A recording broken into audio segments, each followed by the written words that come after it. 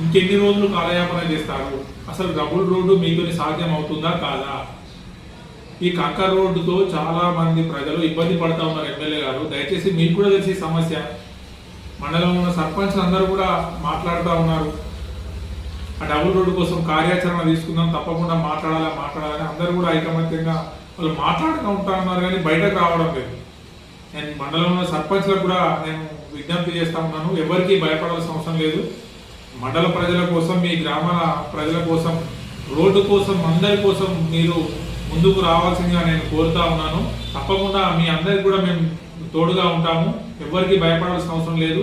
Double road అనేది గత ప్రభుత్వం మాజీ ఎమ్మెల్యే రసమయ్య బాలకిషన్ గారు, మాడుగుల మాజీ జడ్పీటీసీ గారు మాడుగుల రవీందర్ రెడ్డి గారి ఆధ్వర్యంలో మేము మంజూరు చేసుకున్నాము.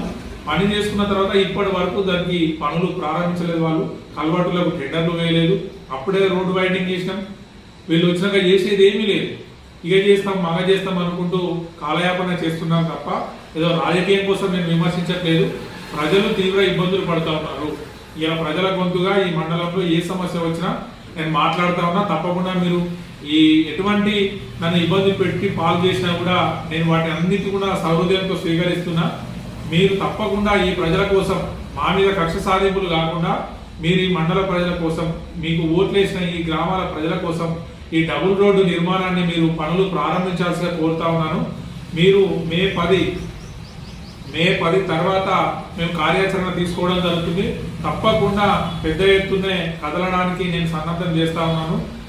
మీరు తప్పకుండా మీరు రోడ్డు వేయండి, మేము అప్రిషియేషన్ చేస్తాం. ఇందులో ఎటువంటి రాజకీయం లేదు. రోడ్డు విషయంలో మీరు గతంలో చేసినట్టు మేము రాజకీయం అటువంటి చిల్లర రాజకీయాలు మేము చేయట్లేదు. అటువంటి చిల్లర రాజకీయాలు మాకు